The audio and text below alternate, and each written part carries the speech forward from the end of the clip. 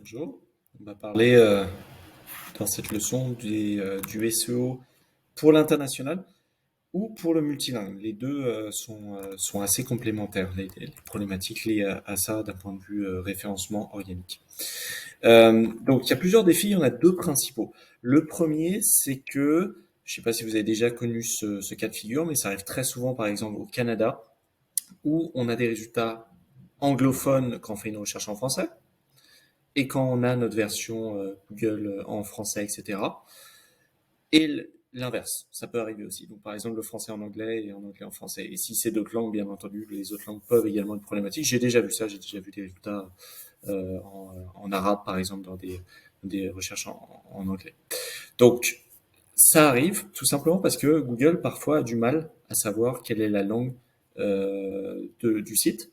Et on va voir aujourd'hui qu'il y a des moyens de justement de combattre ça. Donc ça, c'est le premier problème. S'assurer que la bonne version du site soit servie dans la bonne langue. Donc quand les gens font une recherche en telle langue, que ça soit la bonne, le résultat servi soit dans la langue de l'usager, utilisée par l'usager en tout cas. Le deuxième problème, c'est que si vous avez donc dans le cas d'un site multi-pays, donc par exemple un site qui a une version anglophone Canada et une version anglophone États-Unis, on a des problèmes de duplication. C'est-à-dire qu'on va retrouver plusieurs pages produits pour le même produit finalement pour plusieurs pays, les pages catégories, les pages collections pareilles, etc., etc. Ces deux problèmes-là, ils peuvent être adressés à plusieurs niveaux. Donc on va voir comment régler ce problème. Il y a trois grandes recommandations potentielles.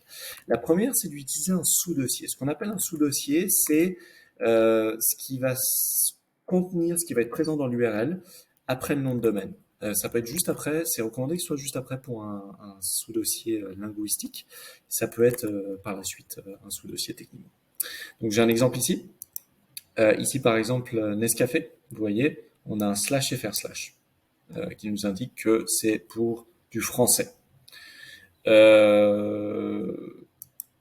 quand on change de pays ici par exemple, vous voyez par exemple Amérique, et qu'on va aller chercher les États-Unis, on a un slash US slash pour les États-Unis.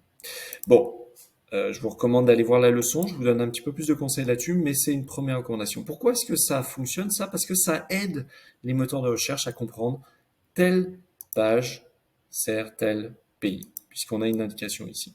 Bon, je vous cache pas que c'est souvent pas suffisant. C'est souvent pas suffisant, mais c'est déjà quelque chose qui peut aider.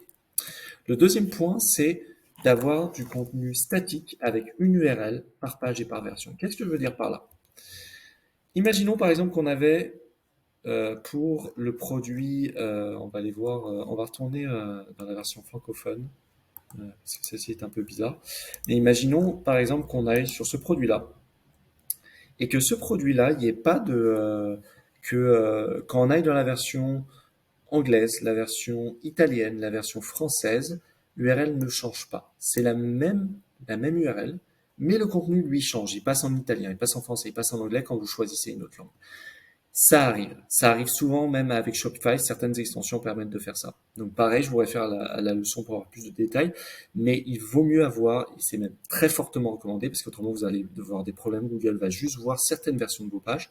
Il faut avoir une URL statique pour chacune des variations, et il faut qu'il n'y ait pas d'éléments dynamiques, c'est-à-dire qu'on ne change pas le contenu de la page sur la même URL basée sur la langue, par exemple. C'est très important pour que les contenus soient bien indexés. Donc ça, c'est la deuxième grosse recommandation. Faites très attention à ça. Il y a des manières de faire ça correctement avec Shopify.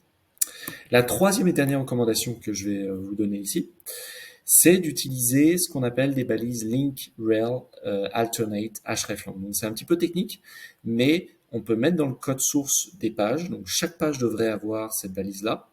Et normalement, il devrait y en avoir plusieurs. Je vais montrer un exemple après avec Nescafé qui ne fait pas ça correctement. Mais normalement, on doit avoir plusieurs balises. Et en fait, ces balises servent à dire à Google et aux autres moteurs de recherche en passant, cette page-là, c'est telle version. Et donner les autres, les alternatives. Donc, si vous avez par exemple trois magasins, un anglais, Canada, anglais, US et un français, États-Unis, français, pardon, France, vous pouvez dire il y a ces trois versions-là. Donc, je vous montre ici. Vous voyez ici, il y a une balise hreflang sur le site. Par contre, il n'y en a qu'une, il devrait y en avoir plus. Donc voilà, c'est à peu près tout. Donc, je vous réfère la leçon pour plus.